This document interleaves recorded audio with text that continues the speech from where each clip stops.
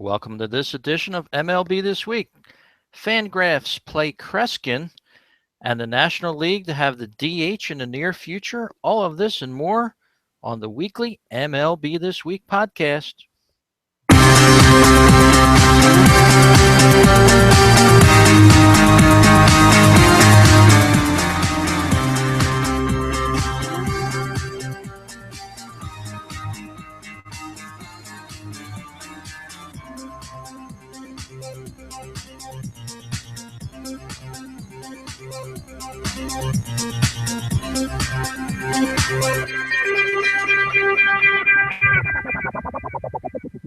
And hello and welcome aboard to this week's edition of MLB This Week. It's the MLB This Week Show. My name is Rich Baxter.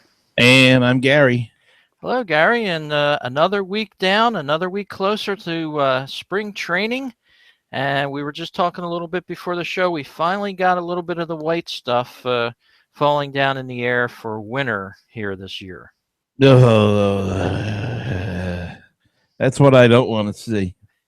Yeah, we dreaded it all season long, so to speak, but that just means that spring's getting a little closer.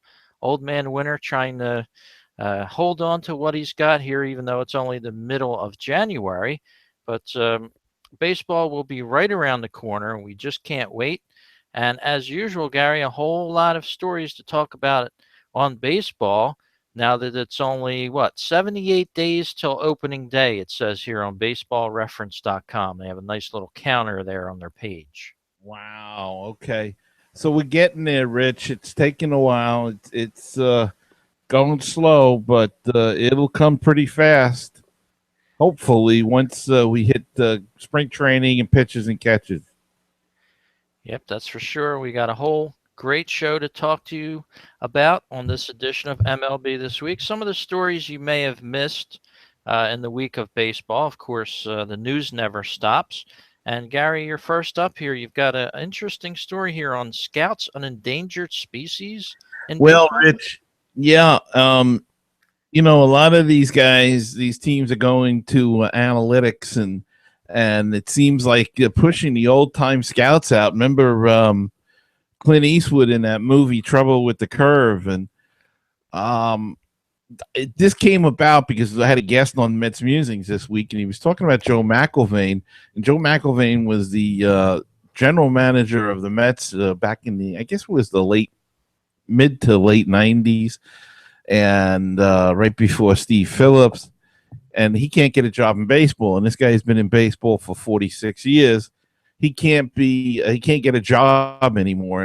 And Jeff Wren, a guy that's worked his entire career in the game of baseball, he's 51. He can't get a job. And just kind of a shame that they're pushing these guys out now for this analytics and hiring guys that are so young that it's kind of nuts. They've hired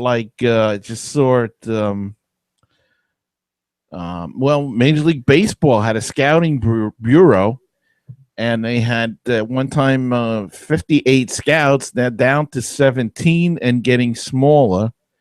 And the bureau's not closing down, but they're making changes, and they're starting to focus more on providing video and medical information on players and spending time on international players. But it's all well and good, but again, if you remember that movie, Clint Eastwood, Trouble with the Curve, there's a sound, there's a pop that you need a scout to hear. And there's character issues that you need a scout to dig into with a player and whether he'd fit into a team or an organization. And that's all going to be lost because they're all concentrating on numbers. And this information comes from should have said this up front, a USA Today story from January 14th, written by Bob Nightingale. So if anybody wants to check it out, it's on USA Today Sports. And it's quite a lengthy story, but you talk to some of these guys. Wade Boggs is mentioned in there, and how teary he was when the guy that signed him passed away. It's just things like that the personal connection seems to be going out of the game, and they're hiring guys. Your Phillies just hired a guy, or a while back hired a guy, 23 years old, that Yeah. they put him in charge of statistics, I think it was. And of course, the Brewers hired a general manager who was what, 30 years old or something. Yeah. So, I mean, I don't know. I don't know where it's heading. I don't think it's a good thing for the game. They can. I think there's a certain amount of greed in this too, because it's a lot cheaper. You don't have to pay for car fare, but it's an aspect of the game that I think you need, and I would think it would come back again. Everything is cyclical, and I'm sure it'll come back again at some point in time. But it's just a shame now that these guys are a lot of these guys are losing their jobs after years and years of experience, and nobody wants them. That's the sad part. Yeah, and there's not enough spots to go around as different clubs start to eliminate positions with scouting. And maybe it's just years ago, and we've talked about this throughout the show that we've done here throughout the year that we've been doing this show. Um, in the olden days, you had to wait till the next day to read the box scores. You had to wait till you got the newspaper. You didn't have all the stats, all the information, the instant access like we do now, and we have for many years now. But I think, yeah, technology is catching up and moving ahead of the game in certain aspects. And as you said, it cuts a lot of the human aspect out of the game of baseball when these things start to happen.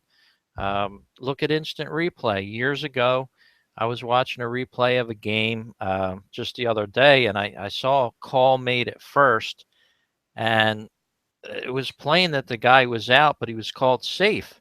So I was thinking to myself, oh, if it was only today, but that was back in the day when the call was made. It was basically a done deal, and there's nothing you could do about it. So as time changes and the times change, it looks like the game of baseball is moving along with it. And, uh, nothing we can do about it, but sit back and take it in and see where it goes from here. Baseball probably embarking on one of the newer ages of the game.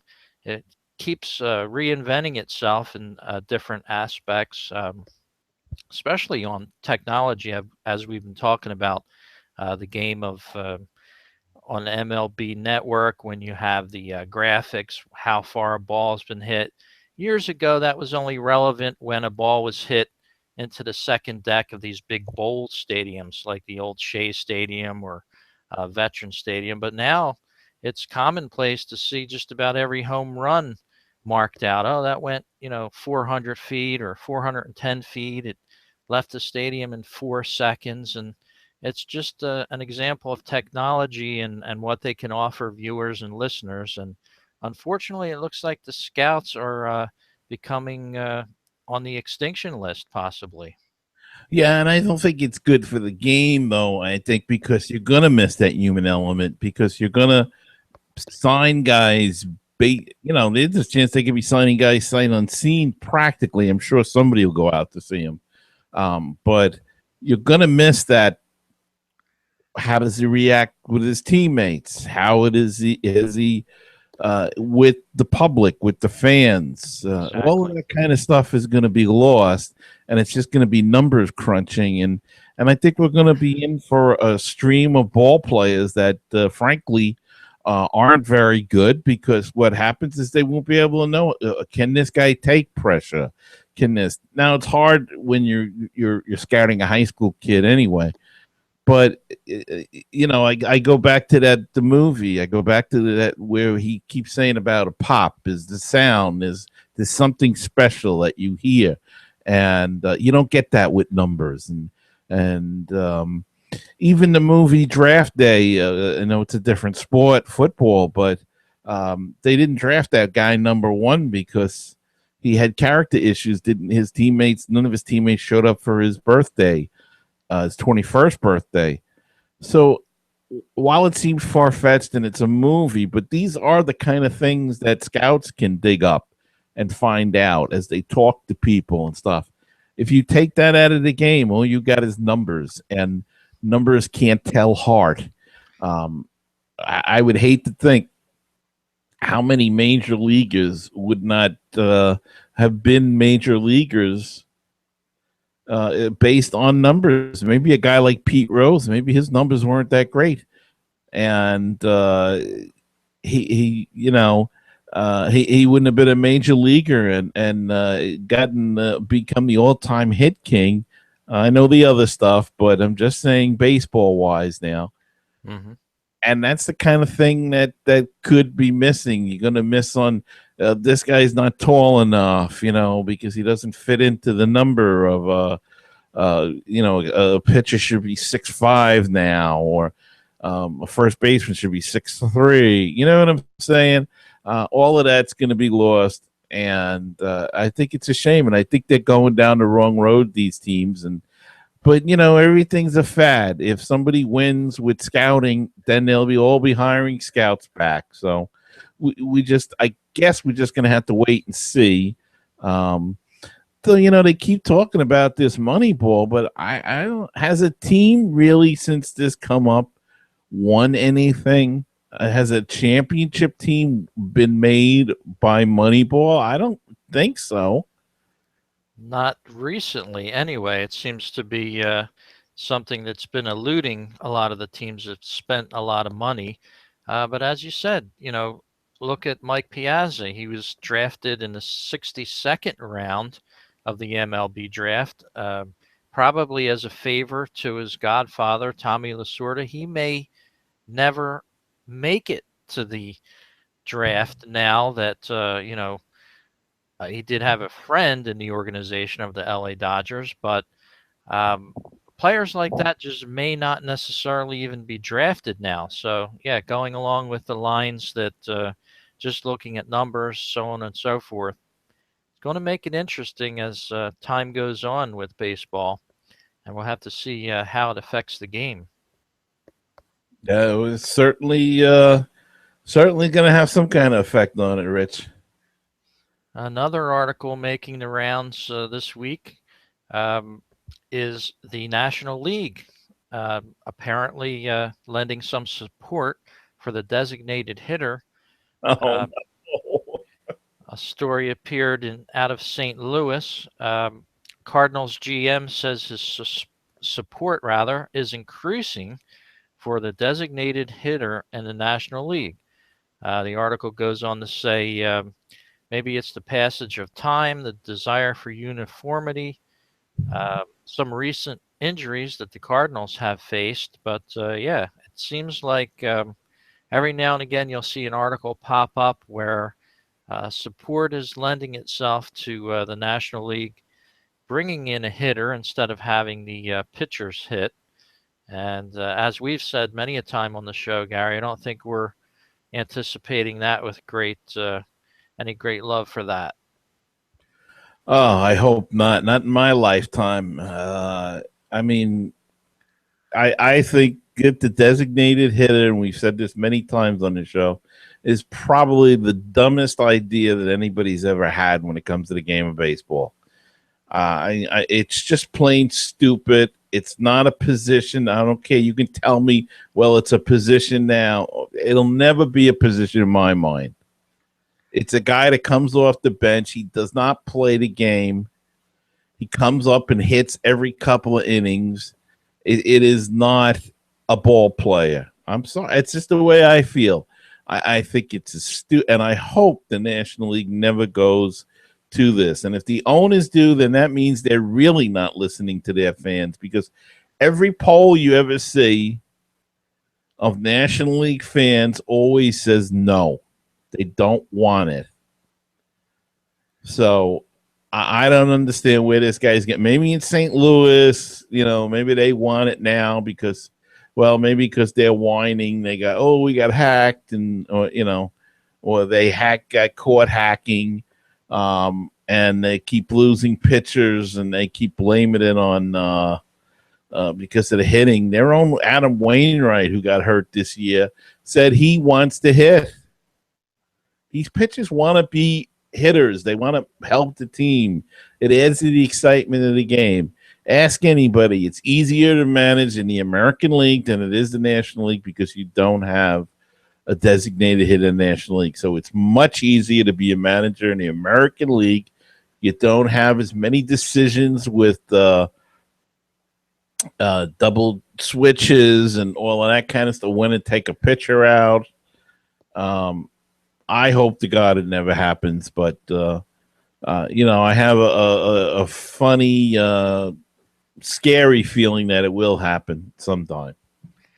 Yeah, and for our video viewers of the podcast on MLB This Week, our YouTube page, I got a picture up of John Mozeliak. I believe that's how his name is pronounced. He's the GM of the St. Louis Cardinals, and he just feels that there's more momentum in the discussions with GMs in the National League regarding going towards a designated hitter. And this article just appeared in yesterday online at Sportsnet, Comcast Sportsnet Chicago. Theo Epstein saying that we can't count on the DH coming to the National League, but in his situation, he said, wouldn't it be nice to have an extra hitter on the bench to come off the bench and be able to hit an extra lineup spot to get another bat in there? He made that comment on a panel during the Cubs convention at the Sheraton Grand Chicago, also yesterday on January 16th. He also said it's really an issue for the commissioner and the owner. So general managers sort of throwing it up, hitting it around, so to speak, see if the owners could get on board with something like this. And we'll have to see where this goes. Not that it's going to happen, but every year we hear this a little bit more and more.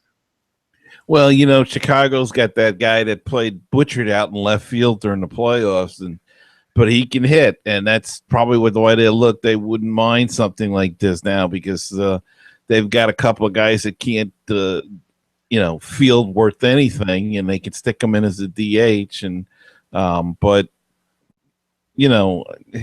how many great DHs are there in the game today? I mean, really, they keep saying David Ortiz. So are we keeping a so-called position going because of one guy? I mean, teams they just stick guys in there, and I don't know. It's just a dumb thing in my estimation, and I just hope the National League never go.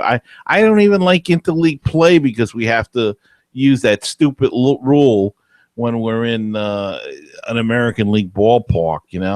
I want to go back the way it used to be. You played in the National League. You only met the American League at the All-Star game and in the World Series.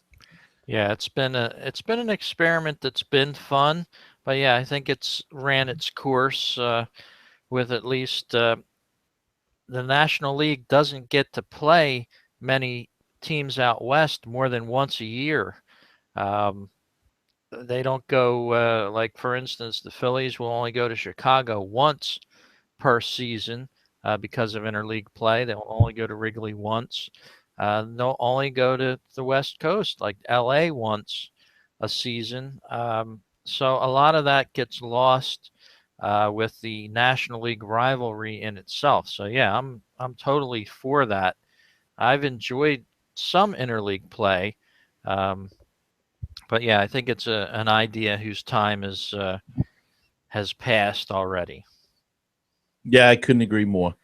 Goodbye to interleague. Please. Goodbye to the DH. Yep. So we'll have to keep an eye on that for our listeners out there. And speaking of our listeners, Gary, I'd like to invite them over to our Patreon page. It's a place where you can go to support the arts and artists that create different things. And in our case, of course, we're creating this podcast. Patreon.com/MLB This Week. You can make a monthly donation. They take it right out of your either PayPal or debit or credit card. And a dollar, two, or $3 a month, we have a certain reward schedule uh, on the website just to make it fun.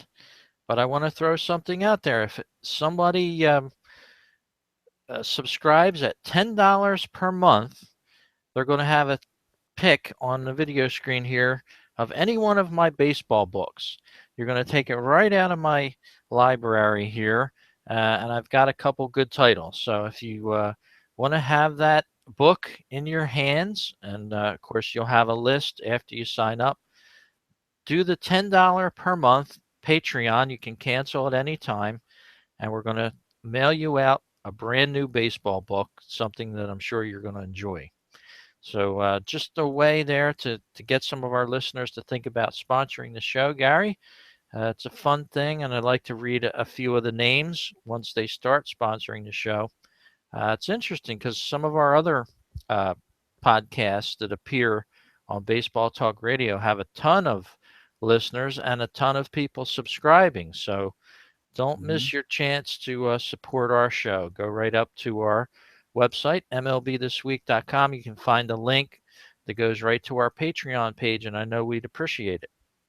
Yeah, we certainly would, Rich. And they keep a running total of our monthly intake, and I can assure you that we would plow it right back into the show. You would be the beneficiary of all of these improvements we make for the show. So with that being said, I'd also like to invite our listeners to email us, drop us a line, tell us where you listen from.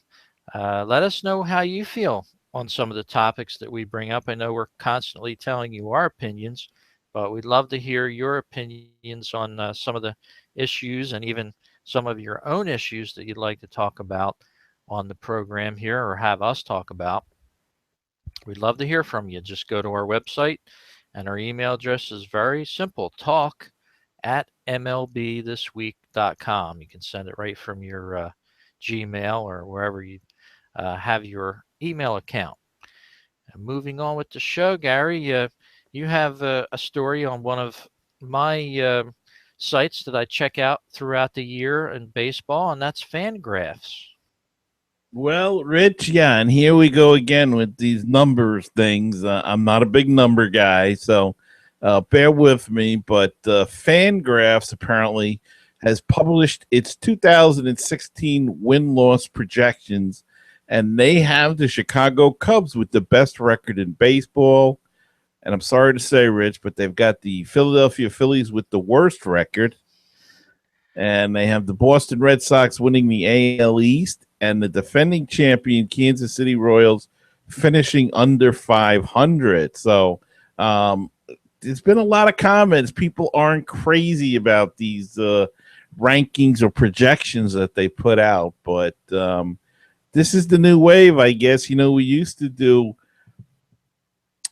reporters and stuff would look at teams and come up with their predictions, and now again we're back to the numbers. We're back to these analysis, these analytics. And I got to say, I started looking at this article and I couldn't understand what the hell they were talking about most of the time. uh, so to me, it does. I want to see what happens on the field.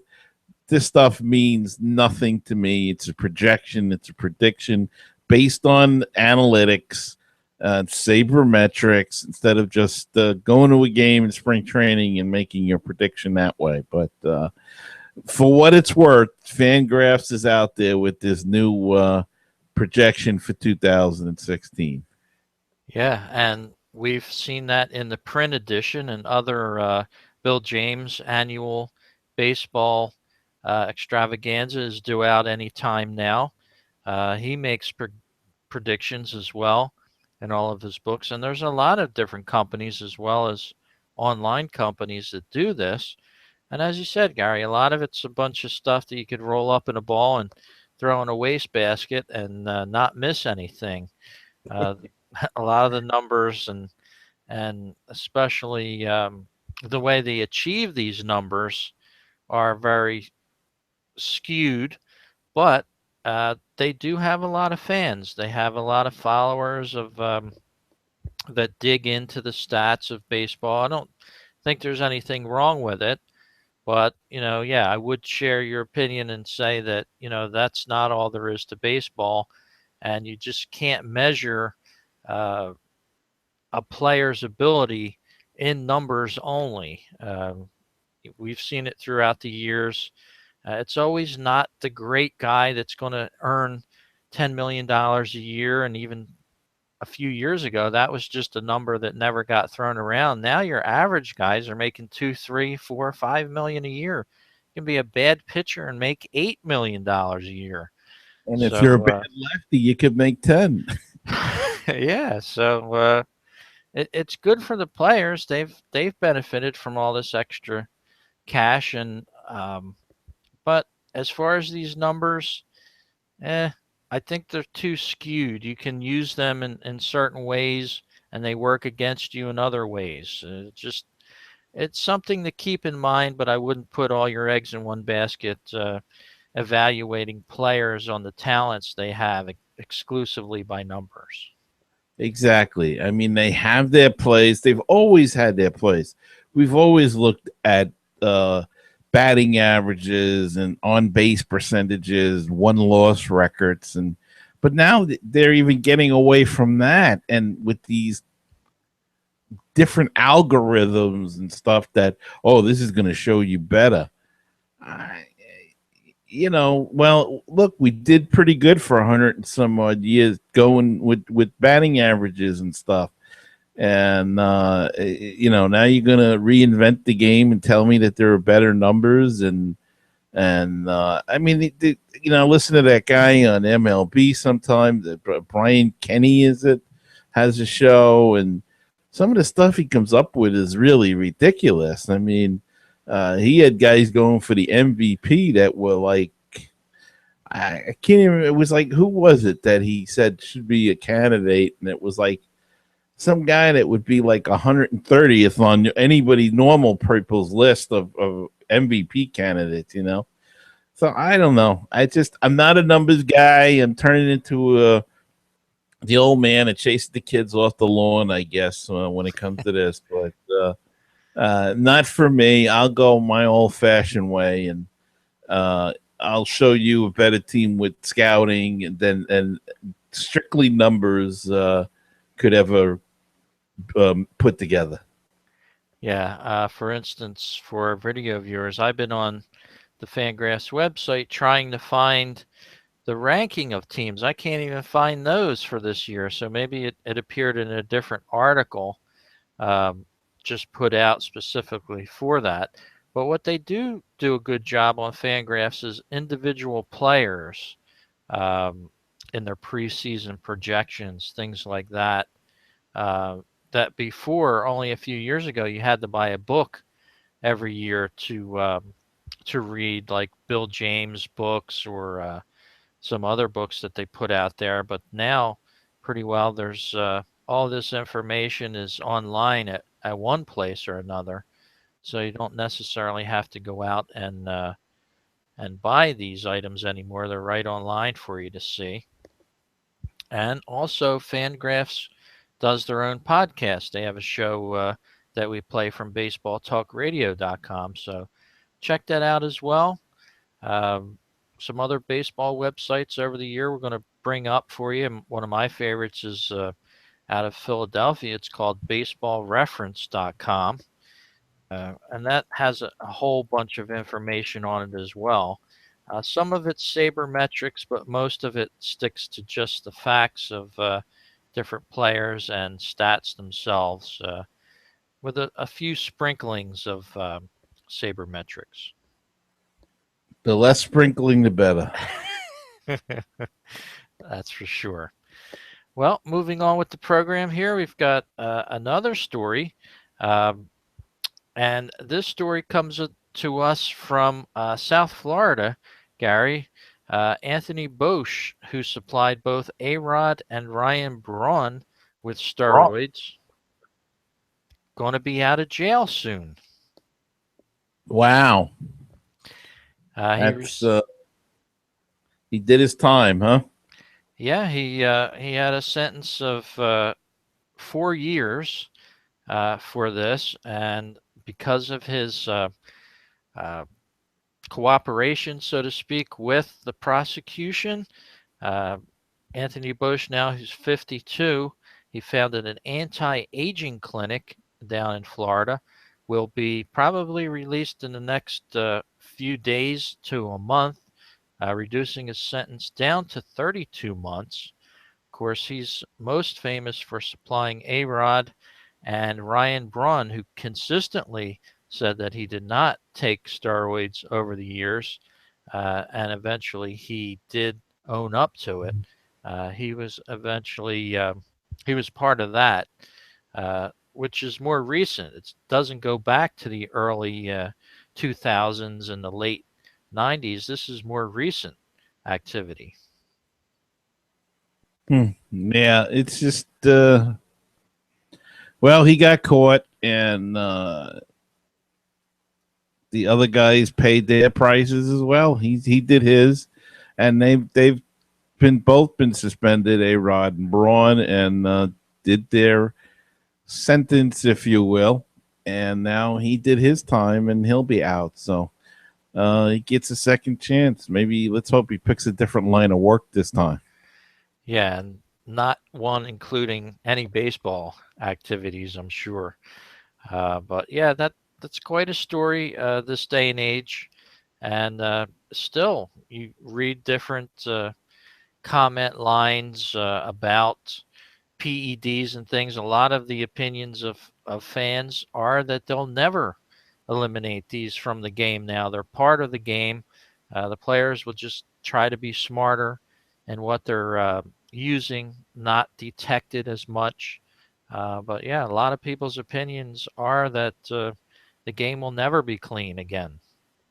I think they'll look. There's always been something, whether it was amphetamines or whatever. So whether the game was ever clean, we'll never know. But I think they'll always find a way to beat the system. It's the same thing in our society. Everybody's trying to find a way to beat the system, and sometimes they're successful, sometimes they aren't.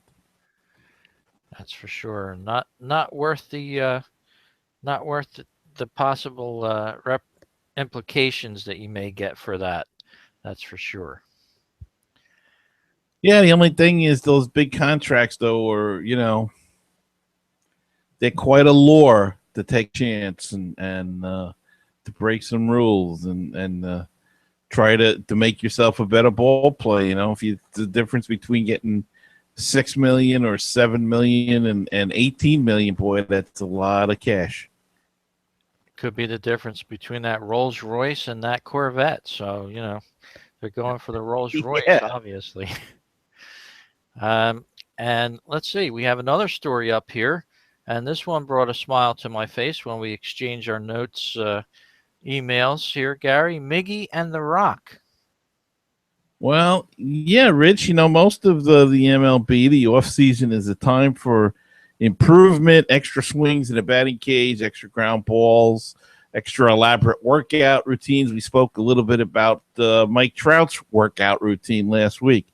Well, Miggy Cabrera, who is less a human than a god in Detroit, um, he's won 2 MVPs and he's hit 161 homers over the last 5 years. So his swing is not so bad. So he's out doing some other things. And one of the things he did, as you can see in the picture for our video viewers, he learned some tips on working out from The Rock, I guess. So Miggy is mixing with the celebrities as he makes his way to spring training and healing up. And if you want to work out with a guy, boy, there's a good guy to work out with, I would think. Though Miggy don't look too bad in that picture there. He looks like he could take The Rock on. Maybe in a wrestling rink. Who knows? Yep. So we've heard a little bit about Mike Trout with his high school trainer, but yeah, The Rock definitely keeping himself in shape, and Miggy as well.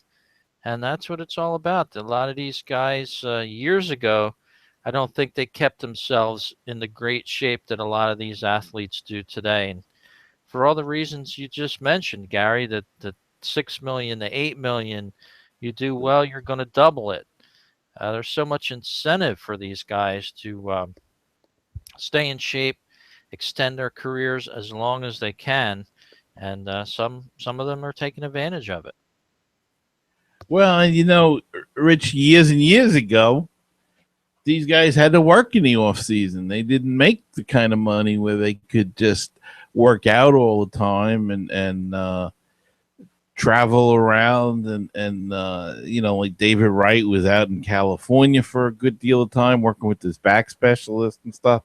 So those guys couldn't do that. They had to work in the off season. They had families and thankfully now these guys make a good enough living that they don't have to and they can take more time into keeping themselves baseball shape or just in shape in general. But we found that sometimes too that could be a bad thing too because they get to spring training and you start seeing a lot of pulled muscles and things like that. So I think there's got to be some kind of balance. They people have to work towards and figure that out because we've had an epidemic in the last couple of years of first it was the stomach muscles, then it was hamstrings, and you always have that kind of stuff. But it was real bad the last couple of years. So, and a lot of people feel that they were in too good a shape.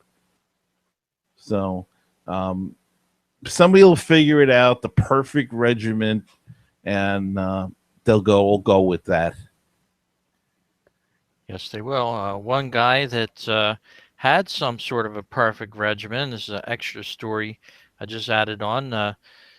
Mr. Ryan Sandberg, of course, last seen with the Philadelphia Phillies as manager, will be returning to the Cubs as an ambassador in 2016.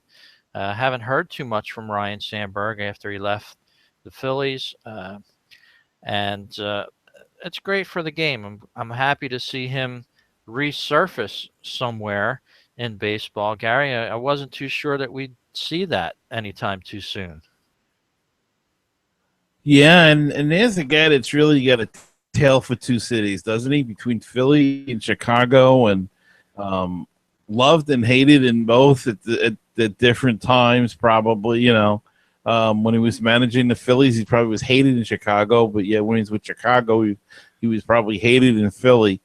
So yeah, it's good to see him back in the game. It's good to see these guys, these older guys, because those are the history of the game. That's what we're trying to maintain here.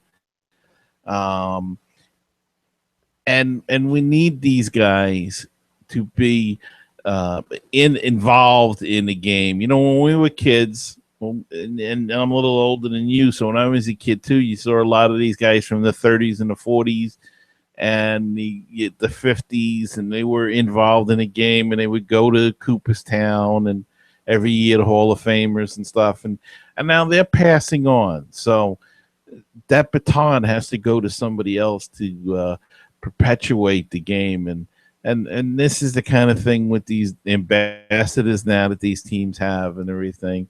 It's a good thing, and I'm glad that Sandberg's back in the game in some context, at least for now, and as an ambassador with the Cubs. Yes, indeed, and a lot of great news as well for subscribers to MLB.TV this year. And of course, for many years, people that have had the service for the past couple years at $129.99, you could watch every out of market game for the season. A lot of baseball nerds got their money's worth doing that. But now, thanks to a lawsuit, uh, the MLB is rumored to be going to be offering single team packages this coming season, allowing fans to subscribe to their favorite teams rather than the whole entire league. Um, that all or nothing approach of MLB.TV will be eliminated with this. But you still will have to be out of market to take advantage of this. In other words, if you're a Mets fan, you'd have to live outside the television area of the New York Mets to take advantage of just a single team subscription to MLB.TV. No official announcement on this. This is just rumored to be the case, but it happened in the NHL. The NHL offered a package of viewing just similar to the way MLB.TV did. They were taken to court by some fans that petitioned them to just offer one team rather than having to take the whole package. So it's going to be interesting to see how they price this out for fans. 129, that's cheaper than two baseball tickets from first to third in most stadiums. So I think you're getting your money's worth for that. I hope it doesn't end up pushing the price of the whole package up for just the price of one team's viewing. But interesting change that may be coming this year to MLB.TV. Now, Rich, do you think that they'll ever get to allowing the local marketing teams, or is the cable? I guess has got that so tied up that and the money that they pay MLB is so big that I guess they'd never allow that.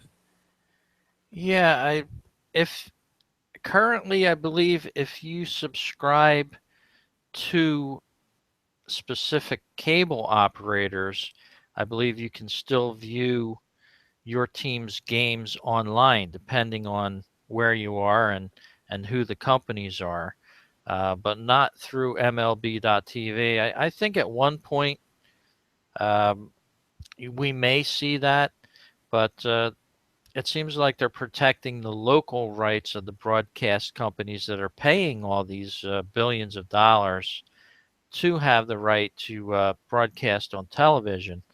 They're paying the big bucks, so for now they're going to stay in the driver's seat, I think, in the local markets. But as long as your subscribers say you're on Comcast or Verizon, FiOS, or something like that, I think you can sign on uh, and watch baseball on your computer if that's what you want to do, but not through the official MLB.TV app. Yeah, I mean, I have Optimum out here, and with Optimum, you can on your as long as you're in your house, your home, in your home network, you can actually use your tablet or your phone as an extra computer or your laptop. Interestingly enough, you can't if you have a laptop and plug a 25-inch television into it, it will not allow you to use it. But if you're just watching on the laptop or on the tablet even on your iPhone, you have completely the whole thing that the television gets.